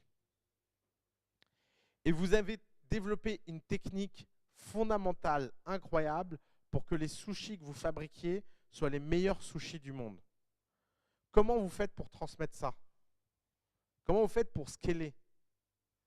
Vous vous rendez compte que la seule chose qui vous différencie de tous les autres maîtres sushis du monde, c'est simplement que vous avez fait beaucoup plus de sushis avec beaucoup plus d'intention que tout le monde cumulé et réuni. Et donc, vous faites rentrer tout le monde dans un process qui est de leur dire « Tu n'auras le droit de faire du riz chez moi. » Et le riz, je le considérais comme mangeable, que si tu l'as fait pendant 10 à 15 ans de suite. Personne n'a envie de faire du riz pendant 10 à 15 ans sans avoir de gratification. Vous imaginez aller dans un restaurant où on vous explique que pour avoir le droit de mettre la nourriture que vous fabriquez dans la bouche d'un client, il faut en moyenne 8 ans. Et encore, on parle juste du riz, je ne vous parle même pas de couper le poisson. Vous imaginez l'effet immédiat que ça provoque chez 99% des gens qui veulent un travail chez Jiro. Mais chez les 1% qui restent, qu'est-ce qui se passe? Ils rentrent dans ce processus qui est un processus en fait d'accumulation de l'information. Ils développent des choses dans leur cerveau qui est que quand ils entendent l'eau bouillir, ils savent que l'eau bout à la bonne température ou pas. C'est très poétique, ne rigolez pas. Ils savent à la couleur du riz si le riz est mangeable ou pas. Parce qu'ils en ont tellement vu qu'ils développent ce qu'on appelle de l'instinct. C'est quoi la différence entre quelqu'un qui a de l'instinct et quelqu'un qui n'en a pas sur un sujet donné? C'est tout simplement quelqu'un qui a de l'information et quelqu'un qui n'a pas d'information. Mais l'information, ça ne veut pas dire lire quelque chose une fois. Ça, ce n'est pas de l'information. Ça, c'est une donnée. La distance entre la donnée et l'information, c'est de transformer une donnée en quelque chose que vous savez par cœur, qui vous est intime. Et ça, c'est vrai dans tous les domaines. C'est vrai dans la programmation, c'est vrai dans la peinture, c'est vrai... Très intéressant, tiens. Vous savez comment on apprend à programmer dans la plupart des écoles d'ingénieurs? Moi, c'est un truc qui me fascine, ça. On prend les gens Et on leur donne une feuille de papier et on leur dit tu vas faire ton programme sur une feuille de papier. Alors quand je dis école d'ingénieur, je ne parle pas des écoles d'ingénieur en informatique, je parle vraiment des...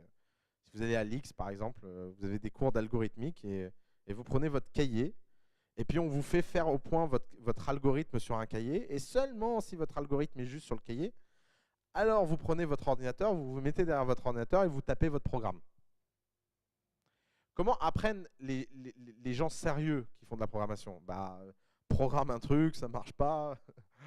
Ils se disent tiens, c'est bizarre, ils recommencent, ils tweak, ils font, ils machin, ils complexifient, ils factorisent, ils développent, blablabla.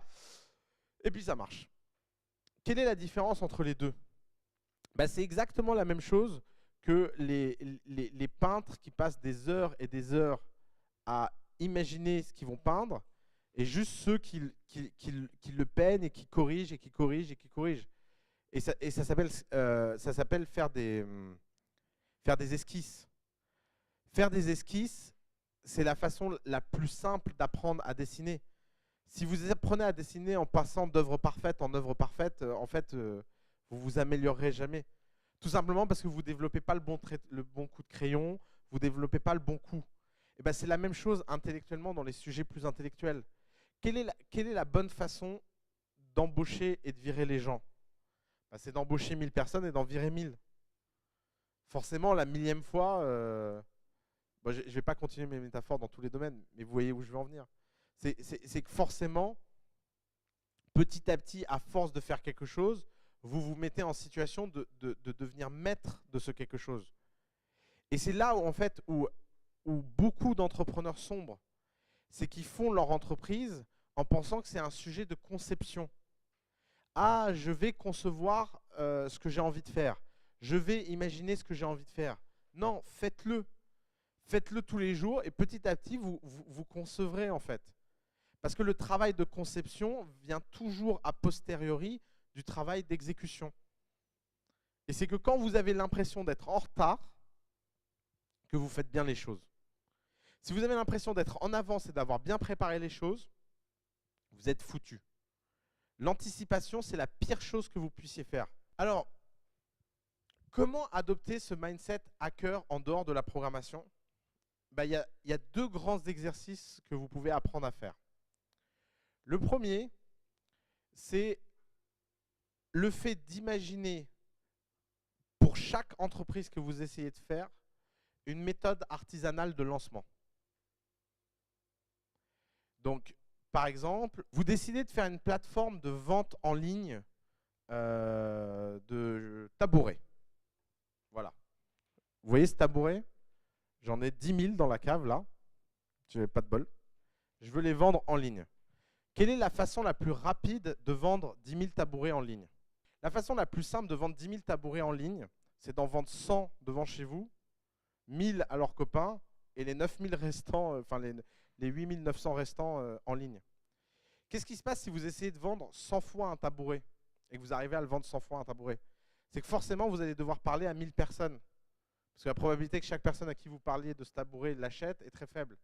Et donc, au bout du 1000e discours, vous allez être super au point sur comment décrire ce tabouret. C'est tout bête. Alors que comment font la plupart des entrepreneurs? Ils voient ce tabouret, ils le regardent et ils font une description, ils la mettent en ligne et ils se disent « Ah là, c'est fait ». Mais le problème, c'est que c'est pas fait en fait. Vous n'avez pas trouvé la phrase clé. Bon, je vais vous avouer un truc. Il y a un domaine dans lequel ça se vérifie plus que les autres. J'avais un jeu quand j'étais plus jeune, c'est d'aller dans une soirée et convaincre une fille de rentrer avec moi. Et j'ai découvert qu'il y avait des phrases clés. Et en fait, je testais des dizaines et des dizaines de phrases juste pour voir quand ça marchait. Et il y en a une qui est killer et qui en plus se répercute en ligne et marche super bien en ligne. Mais je ne vais pas vous la donner. Bon, coucou. À une soirée, un type qui vous dit coucou, déjà, ça le classe dans une autre catégorie. C'est pas le salut, tu t'appelles comment? Non, non, coucou. T'as pas encore trouvé chaussure à ton pied avec une bouille pareille? Et c'est killer comme truc. c'est le taux de réponse sur les sites de rencontres est de l'ordre de 80% avec cette phrase. Et j'en ai testé plein. Et, et en fait, le sujet, c'est que... Alors là, en plus, vous vous dites, mais il est complètement dingue, etc. Mais en fait, non. C'est parce qu'à force d'avoir testé des phrases, à force d'avoir testé des choses, je ne fais plus ça. À force d'avoir testé des phrases et tout ça, forcément, en fait, vous finissez par développer un très, très grand instinct sur qu'est-ce qui... Parce que c'est pas juste la question de la première phrase. Ensuite, c'est la question de la deuxième phrase et de la troisième phrase, etc. Mais en fait, cette première phrase, c'était la façon d'ancrer le plus haut la personne dans mais c'est quoi ce cinglé, en fait. Et en fait, à partir de ça, vous pouvez construire plein de choses. Alors évidemment, ça ne marche pas dans 100% des cas. Tout ça, c'est juste des histoires de probabilité, mais ça marche super bien. Et en fait, le sujet, c'est que l'entrepreneuriat, c'est la même chose. Vous auriez pu essayer de mettre en point une phrase en réfléchissant à qu'est-ce que la bonne phrase. Vous pouvez aussi tester des dizaines et des dizaines et des dizaines de phrases et juste voir les datas et juste voir où ça vient. Mais le fake it until make it et le try it until make it, c'est quelque chose qui doit être une philosophie de vie. Vous devez vraiment vous mettre en position de... par exemple, je vais vous raconter une anecdote moins drôle mais plus professionnelle. En ce moment, un des grands jeux à The Family, c'est de faire rentrer des boîtes qui ont déjà levé beaucoup d'argent. Parce que quand même, c'est beaucoup plus simple d'aider des gens qui ont déjà réussi que d'aider des gens qui ne savent pas comment démarrer. Sauf que vous voyez bien le problème. Le problème, c'est que fondamentalement, un mec qui a déjà levé plein d'argent, il va se dire, mais qu'est-ce que The Family peut m'apporter ? J'ai déjà pas mal de réussite et tout. Et alors nous, on pense sincèrement que c'est surtout à ces gens-là qu'on peut apporter des choses magiques. Mais ça, c'est un autre débat. Et donc, comme nous, on est persuadé de ça, mais que la perception de cette valeur est très faible, il faut trouver la bonne façon d'argumenter, la bonne façon de rentrer chez les gens, etc. Bah, qu'est-ce qu'on fait ? On n'a même pas fait une réunion à se dire c'est quoi les arguments. On n'en a même pas fait une. Ce qu'on a fait, c'est que Jean et moi, tous les jours, on parle à des boîtes matures et on leur propose de rentrer. Et à chaque fois qu'on arrive à en faire rentrer une, on se la pète auprès de l'autre avec quel argument était killer. Et résultat, nous deux, on apprend. Et par exemple, j'étais bloqué sur une boîte parce qu'ils n'arrivaient pas à gober le pourcentage qu'on demandait. Et on ne veut pas baisser nos prix parce qu'on ne baisse jamais nos prix, on négocie jamais à The Family. Et alors comment vous faites pour baisser ? Et Jean a trouvé le truc. Il dit, t'as qu'à leur dire qu'on leur prend le pourcentage qu'on prend comme s'ils étaient rentrés dans The Family, qu'on applique la dilution qu'on aurait vécue avec leur levée, et que ça donne le pourcentage final qui n'a un pourcentage pas négocié. C'est killer comme truc. Et là, ils disent tous oui. Mais vous voyez le point, c'est que pour en arriver là, on s'est pris plein de bananes. Et il y a plein de gens qui nous ont dit non. Et en plus, maintenant, les gens qui nous ont dit non, on les recontacte avec les nouveaux arguments et on regarde s'ils disent oui. Et maintenant qu'ils disent oui, on en contacte les autres. Et puis, vous voyez le jeu. Maintenant, on dit aux gens, ouais, voilà, sur le dernier mois dans The Family, il y a 6 boîtes qui sont rentrées et qui ont chacune levé plus de 2 millions. Résultat, toute boîte qui lève plus de 2 millions, maintenant, elle se dit, ouais, faudrait peut-être qu'on envisage de rentrer dans The Family. Je suis mort de rire parce qu'on n'avait aucun service. Et alors, qu'est-ce qui se passe ? C'est que maintenant qu'ils sont dans The Family, bah, on les a eus par la conviction. Sauf qu'il n'y a aucun service pour eux, là. Ça n'a pas du tout été pensé pour eux. Donc, qu'est-ce qu'il faut faire ? Maintenant, il faut courir et il faut créer des avantages. Et on est au taquet sur qu'est-ce qu'on peut faire. Et alors, qu'est-ce qu'on fait ? Bah, on fait beaucoup de choses à la main. Et pourquoi on fait beaucoup de choses à la main ? Pour ne plus les faire à la main. Et alors, de quoi a besoin une grande boîte ? Bah, elle a besoin d'être encore plus grande. Et donc, comment on fait ça ? Bah, on fait ça en apportant des services à l'échelle, en fait. Et on aurait pu faire tout l'inverse. On aurait pu réfléchir à quoi avait besoin une boîte qui a déjà levé. On aurait pu essayer de le mettre au point pour convaincre les boîtes de rentrer. Vous voyez la grande différence de méthodologie, ça n'a juste rien à voir. Et c'est ça le sujet, en fait. Le sujet, c'est comment faire pour donner l'envie aux gens de façon simple. Et la seule façon de trouver la façon la plus simple de donner envie aux gens, c'est de le faire et de le refaire et de le refaire.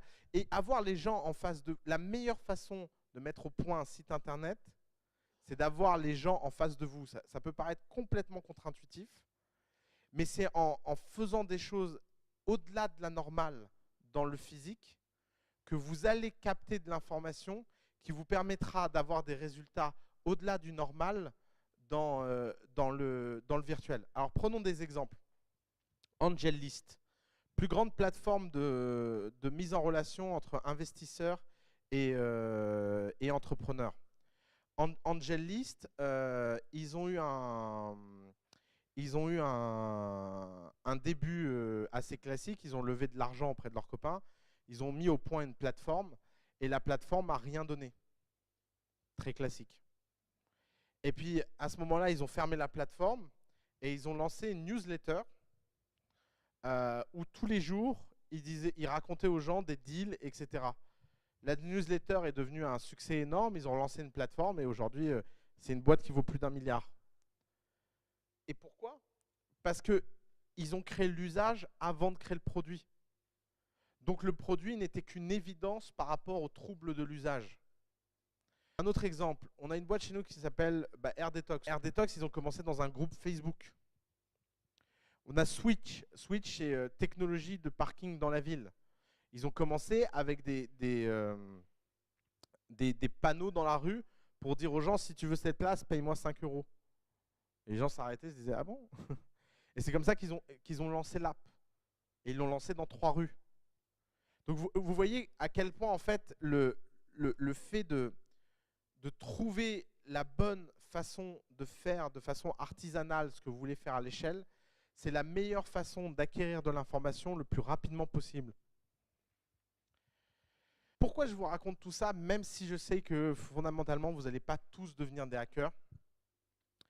Parce que même si vous n'êtes pas un hacker, vous devez comprendre en quoi les hackers vous sont supérieurs au jeu entrepreneurial. Et je le dis formellement. En quoi les hackers vous sont supérieurs dans le jeu entrepreneurial? Parce que c'est la seule façon que vous allez pouvoir trouver pour les attirer et les faire travailler pour vous. Vous avez 2 choix. Soit vous devenez vous-même un hacker, et c'est un choix qui passe par beaucoup d'apprentissage, et qui passe par beaucoup d'efforts, et qui passe par le fait de vous reprogrammer le cerveau et les réflexes. Et surtout, ne le faites pas en faisant une boîte. Faites-le en faisant un projet le plus rapidement possible, ou faites une boîte où vous vous en fichez si ça va réussir ou pas. Mais ce que je veux dire, vous ne rajoutez pas le stress de quitter votre boulot et faire ça. Devenez un hacker du dimanche avant de vouloir devenir un hacker. Ça, c'est la voie longue. On va dire c'est la voie non hacker du devenir un hacker trop tard. Après, il y a un hack. Le hack, c'est finalement prétendre en fait que vous êtes un hacker. Le prétendre tellement bien et le faire tellement bien semblant que les autres hackers vont penser que vous en êtes un et de devenir très bon à les diriger. Si vous voulez faire une boîte qui compte, vous avez besoin d'être entouré de hackers. Les hackers attirent naturellement les autres hackers. Si vous n'êtes pas un hacker vous-même, vous pouvez très bien le devenir juste mentalement et dans l'état d'esprit et en créant un vrai paradis pour les hackers. Mais donc, ça suppose, de savoir faire la différence entre un ingénieur et un hacker. La pire chose qui puisse vous arriver, c'est de tomber sur un ingénieur à la fondation de votre boîte. Et quand je dis un ingénieur, je parle en termes de mentalité. 80% des boîtes que je vois mourir meurent sous une mentalité d'ingénieur. C'est toujours la même histoire. C'est un type un peu naïf qui rencontre un type très compétent. Et ce projet est complètement bousillé par le type compétent. Vous faites un réseau social dans le sport. Personne ne l'utilise, le réseau. Personne ne sait à quoi il sert. Mais par contre, l'ingénieur qui l'a mis au point a fait une base de données qui peut recevoir 1 milliard de requêtes à la seconde. Classique. Et puis, incroyable la base de données. Hein. C'est d'ailleurs tellement incroyable que quand votre startup aura fait faillite, Google l'embauchera. Vous aurez payé sa formation à Google. Et en fait, ça c'est le point, c'est que comprendre la culture hacker, ça vous évitera ces erreurs de recrutement. Vous avez besoin de filous, vous avez besoin de gens qui avancent vite, vous avez besoin de loulous, non pardon, C'était pour voir si vous suivez. Vous avez besoin de gens qui, par-dessus tout, aiment apporter de la valeur dans le court terme. Et si vous arrivez à créer un paradis sur Terre pour ces gens-là, parce que ces gens-là, dans les entreprises traditionnelles, sont très très très mal vus. Ces gens-là, dans les entreprises traditionnelles, n'ont aucune place. Ces gens-là, dans les entreprises traditionnelles, sont toujours la risée de leurs collègues parce que forcément, ils ont tendance à faire des choses un peu cassées. Ces gens-là, si vous leur donnez le bon milieu, ils peuvent faire des choses magiques. Donc, à défaut de devenir un hacker, dites-vous que vous allez devenir le dresseur de hackers le plus extraordinaire du monde. Parce que, fondamentalement, faire une entreprise incroyable, c'est faire une équipe incroyable.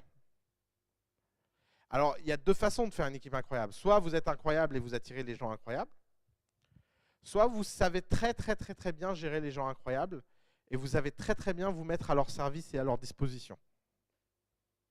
C'est l'un ou l'autre. Je ne pense pas qu'il y en ait une qui soit plus efficace que l'autre. Je ne pense pas qu'il y en ait une qui soit plus courante que l'autre. D'ailleurs, si vous regardez l'histoire de toutes les entreprises contemporaines, c'est vraiment, il y a vraiment les deux choix. Mais ce que je veux vous dire, c'est que le but de la session aujourd'hui, ce n'est pas de vous dire « Ah, vous allez tous devenir un hacker ». Non, c'est que vous allez tous, à minima, créer un milieu qui est compatible pour le hacker mindset, parce que c'est le hacker mindset qui fera que vous n'allez pas vous sombrer en fait, dans la complexité de votre entreprise.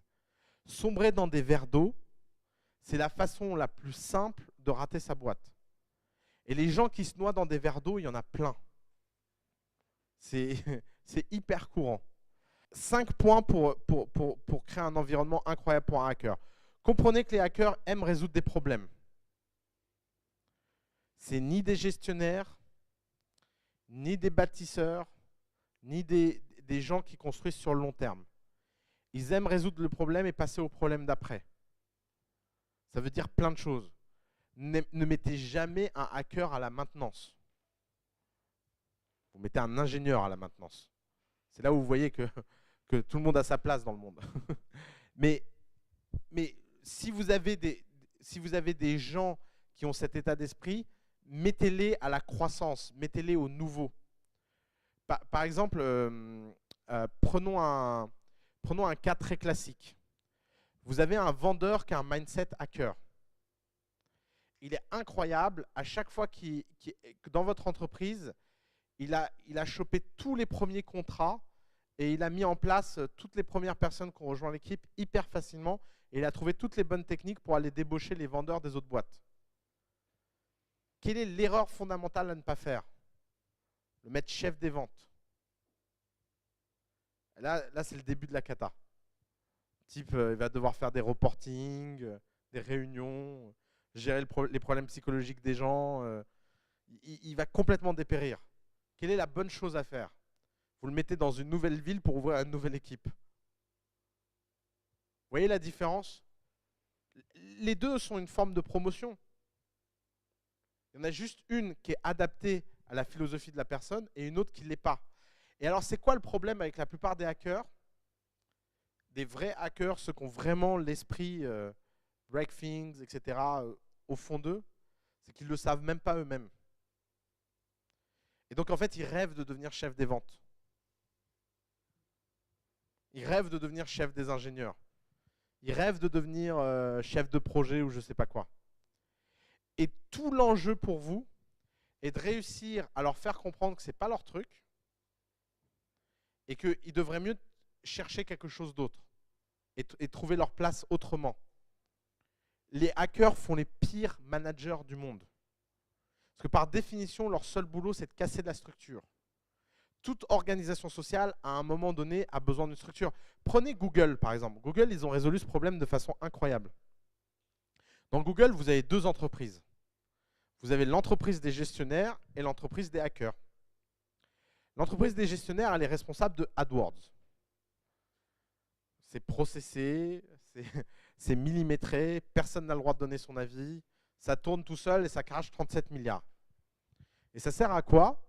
Ça sert à ce que des gens dans un labo qui s'appelle Google X puissent faire ce qu'ils veulent comme ils veulent. D'ailleurs, tiens, les sociétés automobiles sont nulles, elles n'ont pas compris notre idée de Google Self-Driving. Bon, bah fabriquons de zéro une voiture. On va acheter une usine, on n'a que ça à faire. Et d'ailleurs, la voiture, le cycle de développement moyen d'une voiture, c'est 5 à 10 ans, un truc comme ça. Et ben nous, on va la fabriquer en 12 mois. Parce que pourquoi attendre? C'est juste une question de hack. Et la pire chose, c'est que si Sergey Brin était resté dans la gestion de la boîte, je pense que la boîte aurait sombré, en fait. Très sincèrement. Je pense qu'il n'y aurait rien qui tournerait. D'ailleurs, tout le monde disait chez Google, il y a 5 ans, c'est une cata cette boîte, il n'y a rien qui tourne. Aujourd'hui, c'est la boîte la plus processée et la plus brillante du monde de ce point de vue-là. Mais ça ne veut pas dire qu'ils n'aient pas conservé à côté. Alors ça, c'est une forme de modèle. Il y a plein d'autres modèles. C'est aussi inviter des fois les gens à faire autre chose de leur vie. Donc, comprenez bien que le but du jeu pour un hacker, c'est de résoudre des problèmes. La deuxième chose, c'est que fondamentalement, un hacker pense qu'il ne faut jamais résoudre le même problème 2 fois. Et alors ça, si vous voulez comprendre à quel point c'est quelque chose de profond dans la culture hacker, allez sur n'importe quel forum informatique et posez une question. Et vous allez voir comment vous allez vous faire insulter. On dirait qu'il y a même des mecs qui sont payés juste pour ça, pour venir insulter les types qui ont posé une question dont la réponse a déjà été apportée dans le forum. Ouais, tu sais pas utiliser le moteur de recherche, crétin. Bon, d'accord. Pardon. Ça c'est un point important, mais c'est un point qui est très très favorable à l'entrepreneuriat et qui vous est très favorable si vous le comprenez. Si votre boulot c'est de gérer une petite usine de hackers, votre boulot c'est de documenter ce qu'ils font, parce que c'est pas eux qui le feront, pour que les nouveaux hackers n'aient jamais besoin de le faire. Alors ça peut paraître ingrat de se dire que son boulot c'est de documenter le boulot des autres, mais en fait c'est incroyable. On n'imagine pas à quel point à l'intérieur d'une entreprise, la documentation peut tout changer. Prenons un exemple bête. À The Family, Internet tombe toutes les 15 minutes, à peu près, quand on est chanceux. Et il y a tout un process pour voir tout ce qui peut faire que Internet ne marche pas et redémarrer Internet. Et il y avait une seule personne qui le connaissait. Résultat, les coupures duraient 1 heure, le temps que la personne vient, etc. Maintenant qu'on a un document dans lequel c'est expliqué étape par étape, et bah en fait Internet n'est jamais down très longtemps. Vous voyez comme un simple petit document Word peut tout changer? Parce que vous vous dites oui mais c'est pas très grave, mais si en fait c'est très grave. Parce qu'il y a toujours un effet Murphy. Comme par hasard la personne n'est pas là le seul jour où Internet est vraiment down. Comme par hasard la personne s'est occupée d'autre chose alors qu'elle n'a pas vu que l'Internet était down. Et les autres ne savaient pas que c'était elle la personne qui avait. Et etc., etc. Et en fait ce genre de problème à l'échelle peuvent être résolus si vous avez cette pratique hacker incroyable qui est de toujours tout documenter de façon très précise. Et en fait, les hackers documentent pour les autres, mais ils documentent rarement pour eux-mêmes. Donc vous avez besoin, par exemple, Google, ils ont résolu ce problème de façon très simple. Tous les ingénieurs doivent documenter le code des autres ingénieurs. Mais ce qui s'applique au code peut s'appliquer à tout. Ça peut s'appliquer à la vente, ça peut s'appliquer au marketing, ça peut s'appliquer... par exemple, y a des sociétés qui documentent très précisément tous les pubs et tous les slogans qui ne marchent pas sur Internet. Parce que qu'est-ce qui se passe à chaque fois que quelqu'un arrive au document marketing? Bah, il pense aux 100 premières pubs qui lui viennent à l'esprit et c'est tout le temps les mêmes. Donc savoir que ça a déjà été testé, c'est le meilleur moyen de commencer. C'est la même histoire que tout à l'heure. Au lieu de commencer de 0, vous commencez de 100. Faites attention. Si vous avez des gens qui ont un esprit hacker, la chose qui les perturbe le plus au monde, c'est de s'ennuyer. Ne les laissez jamais s'ennuyer. D'ailleurs, il y a une phrase que je trouve très drôle. Boredom is evil. Et je pense que l'ennui est vraiment maléfique en fait chez ces gens-là. Parce que quand ils s'ennuient, ils vont forcément trouver une façon de plus s'ennuyer. Et c'est peut-être pas une façon qui est en votre faveur. Pour plein de raisons. Donc, trouvez toujours des nouveaux challenges et gardez votre organisation sous tension créative. Vous êtes tous, d'une façon ou d'une autre, amenés à faire un business dont l'avantage comparatif sur les autres business est son imagination et sa créativité. L'un de vos avantages comparatifs les plus énormes, c'est la créativité. Et notamment, si vous faites des business traditionnels, vous pouvez croire que ce n'est pas le cas. Mais en fait, la seule chose qui sauve dans ce monde, dans le business, c'est d'être les plus créatifs. Regardez les 1000 entreprises les plus impressionnantes du monde. Elles ont toutes réussi à être créatives à des endroits où on ne les attendait pas. Regardez Starbucks. Quelle est la différence entre Starbucks et tous les autres coffee makers? C'est qu'en termes de process et en termes de back-end, c'est les types les plus créatifs du secteur, de très très loin. Ils arrivent à automatiser des choses que peu de gens pensent que c'est automatisable. Quelle est la différence entre, prenons une entreprise qui est très traditionnelle, dans le métier de conseil? Quelle est la différence fondamentale entre un McKinsey et les autres? Parce qu'on peut se dire, oui, McKinsey embauche les meilleurs, etc. C'est assez faible en fait comme explication. Oui, mais pourquoi ils ont tellement de moyens? Parce que c'est un cycle. Ouais, mais justement, pourquoi les gens payent un TJM, un taux journalier moyen tellement élevé? Dans un monde où l'intelligence est devenue une commodité, pourquoi ça perdure? Pourquoi ça se maintient? Il y en a plein d'autres qui ont une pourquoi le TGM de BCG est 40% inférieur alors que la notoriété de BCG est à peu près équivalente? En fait, fondamentalement, c'est les seuls à avoir une base de connaissances unifiée qui est incroyable. Chez McKinsey, chacune mission mène à une documentation de la mission incroyable et qui doit rentrer dans une base où tous les McKinsey boys y ont accès et ça participe. Et c'est pour ça que des fois, ça donne ce sentiment de copier-coller permanent. Mais en même temps, ça rassure les mecs de se dire « Ah bah c'est cool, c'est le meilleur d'Australie qui réfléchit à mon problème alors que je suis au Kentucky. » Parce qu'ils ont réussi à créer cette culture unifiée avec ce savoir unifié et ces data unifiées. Et ça, c'est unique sur le marché du consulting, à ce niveau-là. Pourquoi 5 à sec se développe beaucoup plus rapidement que les autres pressings? Est-ce que c'est juste financier? Non, c'est juste qu'ils ont les meilleures machines à laver. Parce qu'ils ont tweaké eux-mêmes en fait leur système de pressing et leur système. C'est les seuls qui ont des ingénieurs qui réfléchissent à ces sujets-là. Et d'ailleurs, ce n'est pas des ingénieurs pour le coup, parce que même s'ils ont un titre d'ingénieur, ils ont vraiment un esprit hacker. Regardez Dyson. Dyson, c'est le royaume du hack. C'est des types qui font de l'ingénierie très très haut niveau, mais avec un hacker mindset incroyable. Apple, ils ont l'impression de sortir des produits hyper unifiés, hyper léchés, etc. Mais vous verriez le processus à l'intérieur de création chez Apple, il est par itération incroyable. Ils impriment en 3D, ils font du fast prototyping bien avant tout le monde sur le marché. Ils ont fait de la modélisation 3D, ils ont créé tous ces outils de représentation et d'imagination avant tout le monde sur le marché. Et pourtant, ils donnent le sentiment de ne sortir que des choses parfaites. C'est parce qu'en fait, ils le sortent à plusieurs échelles. C'est juste l'échelle finale, qui est votre échelle, où c'est parfait. Mais les gens, il y a déjà des employés d'Apple là qui rentrent chez eux avec un iPhone 7 ou 8.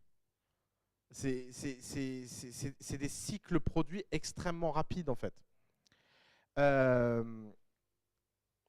Quatrième élément de la culture hacker, freedom is good.